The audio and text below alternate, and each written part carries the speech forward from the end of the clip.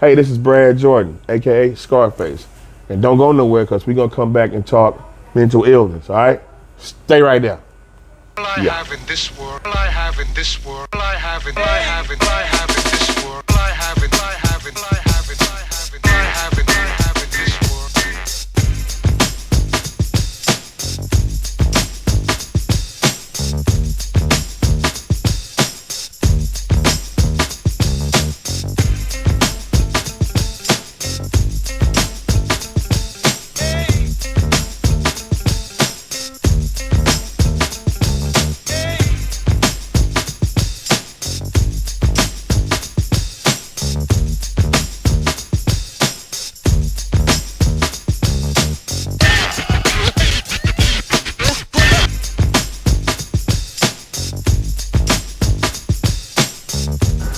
My name is Officer James Tennard III, Senior Police Officer, Houston Police Department, Office of Community Affairs, and today we are here with platinum recording artist, father and politician, Scarface.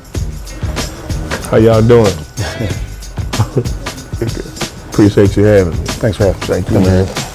This month is Mental Health Month, and today we're going to focus on the importance of police officers knowing the difference between a person who has mental health issues or if they don't when on the scene, on the call. Mr. Jordan, I want to know your opinion on a police officer being able to recognize mental illness when on a police call, when on the scene. What's your take on that? I mean, it's really difficult to tell if someone is mentally ill or if someone's just a downright criminal. Yes. Okay? Yes. I think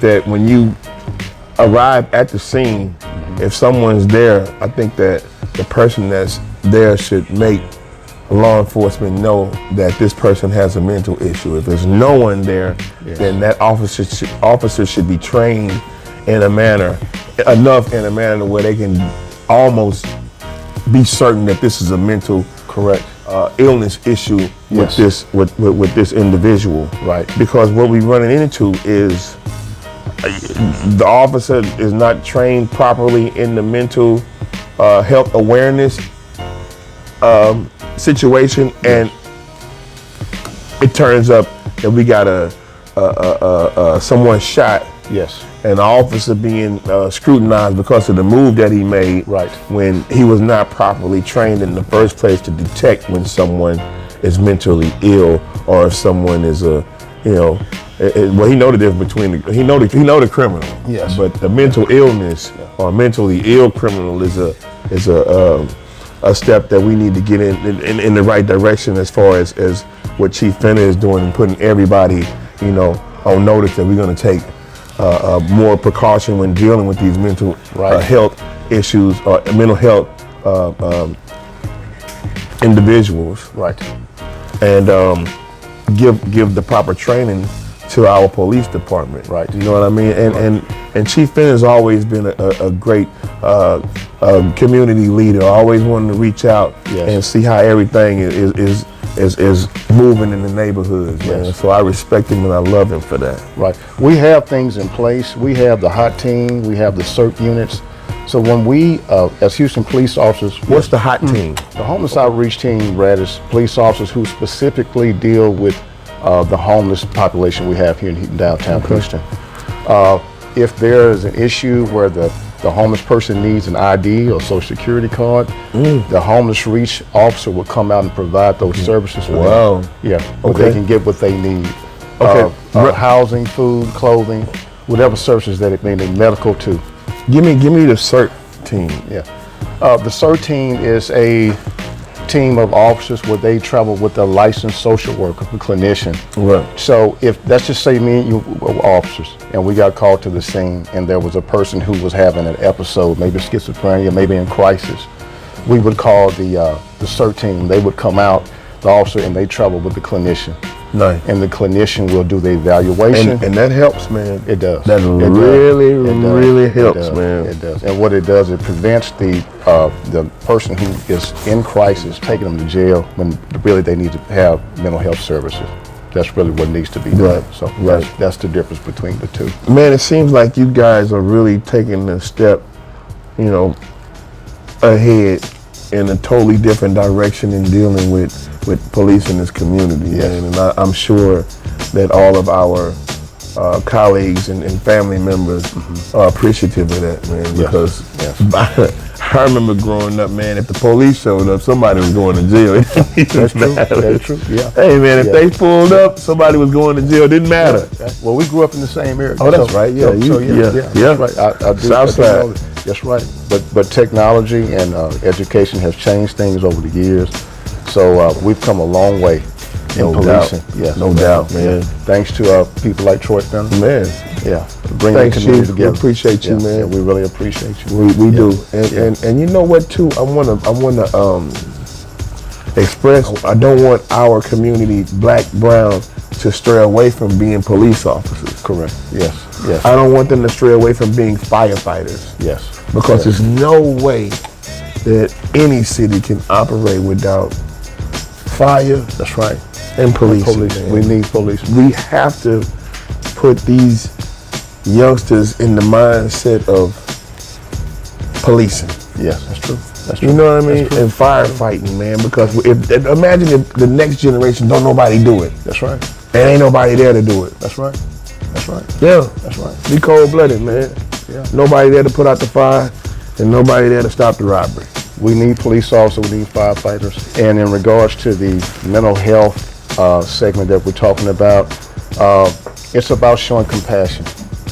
So compassion is a good word. Compassion, yeah. Good word. Compassion, yeah. That's beautiful. You know, being a police officer is not about being brute and being strong, and we're going to take someone to jail. It's about showing compassion, and the person who is in crisis, getting them the help and the services that they need. Nice.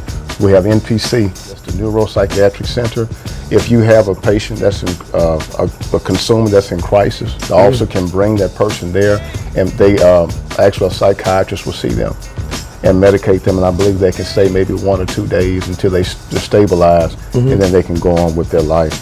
So there are services that we have available with the Houston Police Department, and we are compassionate as police officers. And I encourage all police officers, peace officers in the state of Texas and all over the world, when you encounter a person that has mental illness, show compassion and give time. Talk to the person. Yeah. Grab your radio, call the CERT team, call the sergeant out, and call EMS, and we can safely get that person to the hospital where they can receive the services and the care that they need. Yes, so, if you have a family member or a friend that's going through some difficult times and you have to call the police, make for certain that you give the most information that you can about your loved one, so the police will know how to deal with it. Like, call, if you don't know, call somebody, man. Yes. Because I'm on both sides of it. Yes. You know, I got friends and brothers that's in law enforcement. Yes. And I got friends and brothers that's mentally ill. Yes. So in order for us to coincide together, we're gonna have to talk to each other. We have to. Yeah. We gotta talk to each other, man. Cause, hey, man, I'm sick, bro. Well, get out. Okay, I'm down. Hey, my hands behind my back, man. Look, man, I'm going through some stuff, and only them people can help me out, bro. I don't want no trouble. Like, say something. That's true. You know, like, it's our responsibility to say it. Like, I ain't got no guns. I ain't got nothing against nobody, man. I'm just going through it, bro. Dr. King once said, an injustice anywhere is injustice everywhere. You're right. So we have to make sure that we're compassionate with people who have mental illness. Yeah. We have to take care of everybody. Man, I hope that I was a help to the Houston Police Department, as well as all of the law enforcement agencies around the world. Some people just want to give up. That's true. That's true. You know, and then some people just want to keep going. That's true. You know, with life and seeing how it turns out. But in order for us to get to that point, we got to communicate. We do. Especially if we come in contact with the police. That's true. That's right. That's right. We got to say something. Brad, thank you so much. No, thank you, bro. I appreciate that. And this won't be the last time. No, man, I'm always come and talk with the family. Yeah.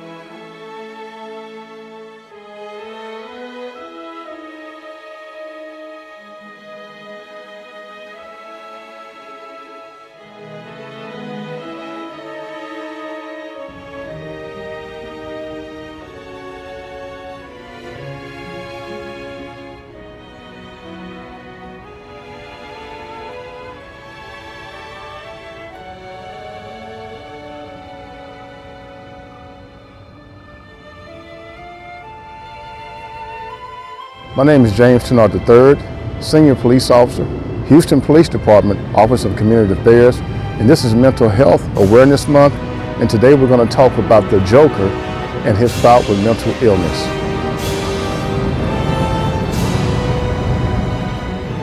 The Joker was created by Bill Finger and Bob Kane in 1940.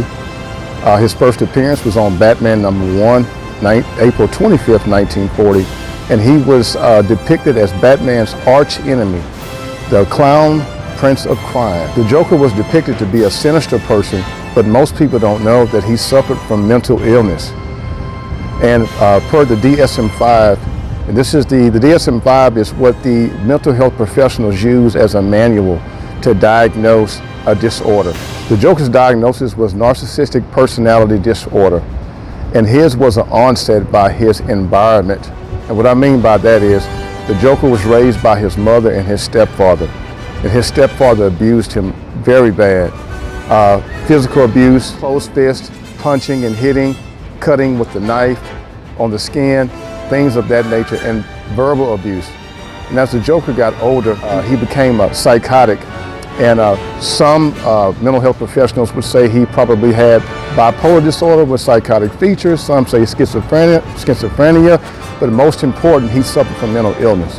There was an episode on Batman and the Killing Joke where Batman and the Joker encountered each other. They had a face-off, and Batman showed compassion towards him. Batman did his research, found out his childhood, how he grew up, and the things that he suffered, and Batman understood that he had mental illness. And instead of Batman putting the bat cuffs on him and taking him to the Gotham City jail, he talked to the Joker and he had compassion for him, and he wanted him to use some of his resources. You know, Batman is a billionaire, he's Bruce Wayne, and he told the Joker, he said, listen, I have friends in the pharmaceutical business, I have friends that are psychiatrists, friends who are psychologists, friends who are mental health clinicians, and I can help you. And that was the compassion side that Batman as a police officer, patrol officer, showed to the Joker. And as Houston police officers, the same way that Batman showed compassion to the Joker, Houston police officers, we show compassion to individuals who suffer with mental illness. Sometimes an officer may arrive on the scene and a person may be in a crisis, whether they suffer from schizophrenia, bipolar disorder on the mania side or on the depression side. And as officers, we are called to recognize that and have compassion. It's not about putting people in handcuffs, taking them to jail or roughing them up. That's not what we do as Houston police officers. We show compassion. What we usually do is if we encounter a person that is going through a crisis, we contact the CERT team and we make sure that the officers come out with the licensed clinician, and we take them to NPC and get them the services that they need to be stabilized. When they go to NPC, they see a psychiatrist, and which is a mental health professional, and they can find out what that person needs to help them become stable.